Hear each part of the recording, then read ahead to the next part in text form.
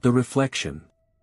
It was a quiet evening when Catherine returned to her childhood home to care for her aging mother. The house, though old and creaky, was filled with memories, some fond, others buried deep in the past. Her mother, frail and silent, sat in the living room, her eyes fixed on the old mirror above the fireplace. "Mom, what are you staring at?" Catherine asked, her voice soft.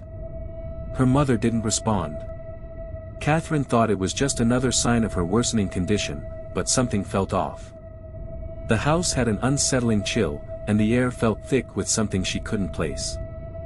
That night, after settling her mother to bed, Catherine decided to explore. The mirror above the fireplace was huge, framed in dark wood, and once belonged to Catherine's grandmother. She had always been told not to get too close to it, but she couldn't remember why. With a trembling hand, Catherine stepped toward it. The reflection was odd. It wasn't quite the same as what was in the room. In the mirror, the house seemed darker, colder. There was an extra shadow, a figure standing in the corner. She turned around, but no one was there. When she looked back at the mirror, the shadow had moved closer, now standing directly behind her. Catherine's heart raced. She spun around, but the room was empty. The only sound was the ticking of the old clock on the wall. Trembling, she took a step back toward the mirror.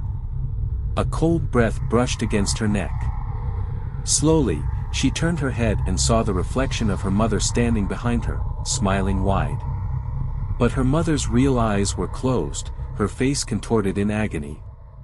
Terrified, Catherine reached out to touch the mirror, but as her fingers brushed against the glass, the figure of her mother reached through, grabbing her wrist.